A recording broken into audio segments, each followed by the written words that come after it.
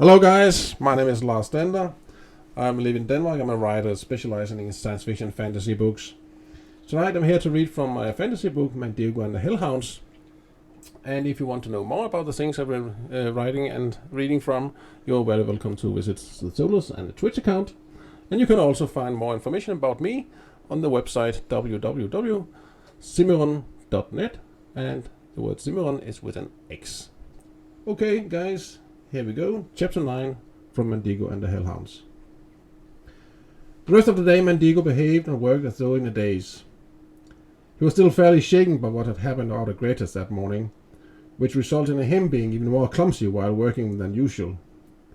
It got so bad that his father ended up giving him a good whipping. But even though the blows stung, somehow they just weren't nearly as frightening as the claws on the Shrolocks or the fangs on the demonic creature who appeared in Greta's steam mirror. At the same time, the blows also helped Mandigo make a final decision. He would leave his family and travel with Greta and Bellatrix. That night, a hard wind blew from the northeast, and it started to rain. It was a cold, icy rain that cast a bleak and dreary mood across the land. Big, dark clouds raced across the sky like angry packs of wolves on the hunt for a wounded animal. The rain intensified and finally hit the village's roofs and gables like lashings meant to punish the inhabitants for all their sins. The vicar let all the church bells, big and small, chime in order to make it known that he would be holding an extra service. But the rain and wind overpowered the sound so much that only the people who lived close to the church had heard it and attended the service. Even though the distance was short for these people, they still got soaking wet on their way to the church. The vicar preached in 1 hour about the dark powers' attempt to frighten the inhabitants of the village. But if everyone just remembered to pray to God for the forgiveness and promised to mend their ways, then, the vicar promised them, the storm would soon subside. Even though it had been ages since a storm had raged through the land, the enormous destruction which it had wreaked was still something the people talked about and handed down from generation to generation, and so was still very real to them. They looked upon strong winds with suspicion and fear, because they saw it as an omen warning of a new huge storm. Neither Mandigo nor his family would dream of going out on a night like this. The entire mill was squeaking and creaking from the strong gusts coming from increasingly strong winds that swept across the village. The mill was the tallest building in the village and therefore had to weather the worst of it. Mandigo's father attempted to appear as though the storm didn't worry him, but he couldn't quite hide his concern. Every time the mill shook or there was a loud sound, a small shudder would go through his large body, and his gaze would rest on the spot where the arm of the windmill's crank entered the mill's cupola, as though he was anticipating that one or more of the arms would get torn off at any moment. It had happened once before, and the repairs had taken several weeks and been very expensive. Suddenly, there was a knock on the door. It was a hard, almost metallic sound that made everyone in the mill start. No one wanted to go and open the door. Even Mandigo's father sat motionless at the dining table as he merely stared at the door, as though it was beyond his comprehension that anyone could have dared venture out in such a weather with the sole purpose of paying the mill a visit. There was another knock, this time louder, more determined. Mandigo's mother looked over at her husband, who finally got up slowly and moved towards the door. "Who's there?" he shouted. "The one you've been expecting," was the answer. Blunt and piercing. There was an almost bestial undertone in the voice that got the miller's family to huddle closely together at about the hearth. To Mandigo's surprise, his father became visibly pale at the sound of the voice, and the next moment he became even more surprised to see his father give him a strange, dejected sort of look. It was a look that made Mandigo extremely nervous. Something was very wrong and he had to do with him. "Don't open it," he said. "I have to, son," his father said in a resigned tone, as he unbolted the door and let it open. Meanwhile, The rain had stopped, and there were big holes in the scattered clouds. However, the darkness made it hard to see any details. Mandigo heard the sound of horses' hooves approaching. Mandigo's father remained standing at the door and blocked off most of the view for Mandigo. He didn't know whether to be annoyed or grateful over it. He had a very bad sensation in his stomach now. "Bring out the boy," a deep voice said. It was different from the first voice. It was lower, yet commanding. Mandigo's father shuddered visibly. "Please spare him. He's a child after all, and I need him in the mill." "You whip him every day. You knew this day would come when you took him in. I told you I'd get him when he turned 12. Bring him out here. You'll be riding off immediately." Mandigo's father sighed and looked as though he had shrunk. He turned around and looked at Mandigo, who understood nothing of what was going on, other than that something terrible was about to happen. "I'm sorry, Mandigo, but I'm afraid you have to leave with the man." "But no! Why?" Mandigo protested. He saw his plans for leaving with Greta and Bellatrix evaporate.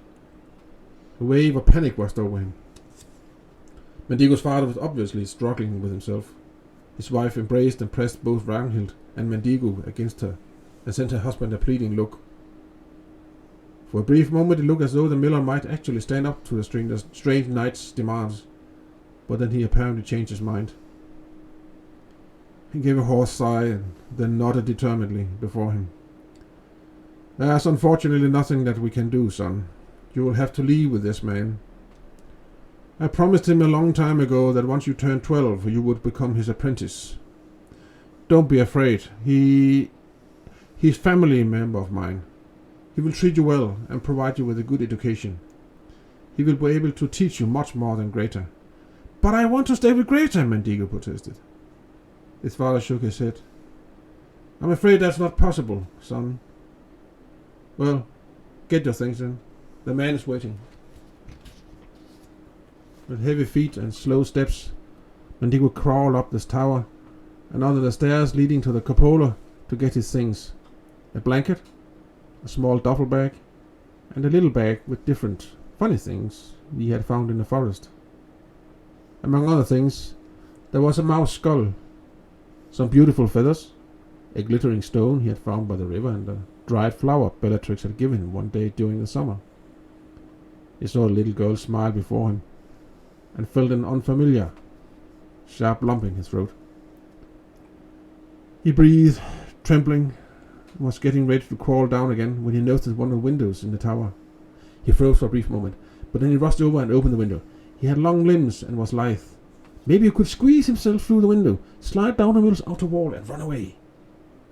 In the darkness, stormy weather, perhaps he could escape the night and hide in the forest and make his way to Greta's. He was certain that she would be able to help him. But just as he was looking out, lightning lit the sky, and as the thunder hammered down on Mandigo's overwhelmed eardrums, he saw, in a glaring flash from the lightning, several huge black dogs, salivating with shining teeth, running around at the foot of the mill. One of them lifted its ugly head and stared almost gleefully up at Mandigo with a pair of unnatural red eyes.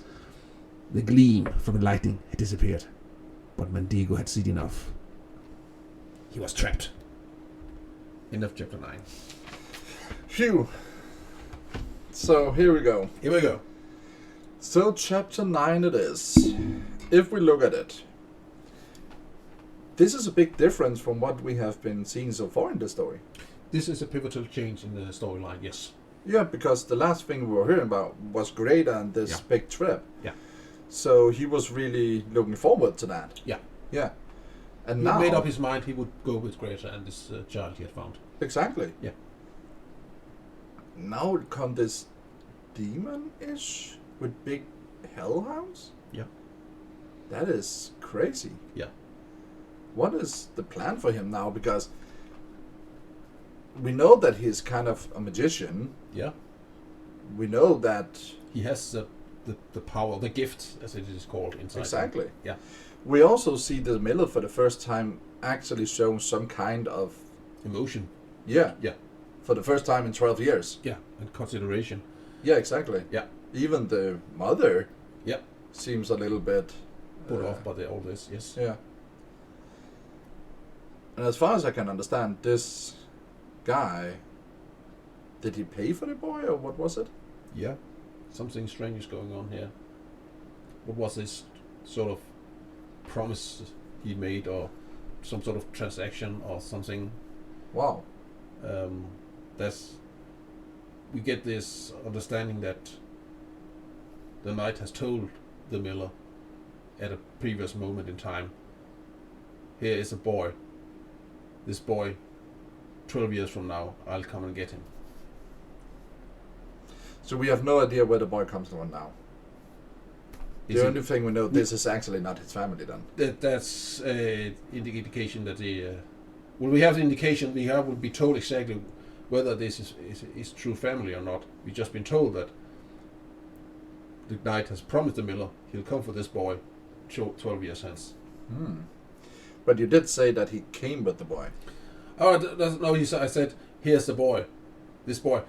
So we give enough little information here. We always, in the earlier chapters, get this feeling that Mandigo doesn't really belong with these people. Agree, yeah. And this is another indication that he is actually not of this family. And he has been put there. Okay. By this dear knight. So that's what we think. Yeah. Okay. So anyone on the threads have any questions about that, or want to know something, or start crying so we can read another chapter?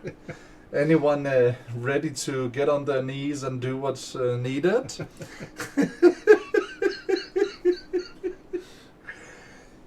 Anyway, this is an amazing thing to get you here, to actually use your time, which I know right now you're writing whatever. Yeah, writing a new book. And our new book, yeah. Yeah, so you are very occupied. I'm very occupied. And not only that, you also have a job to take care of. Yeah, full-time job.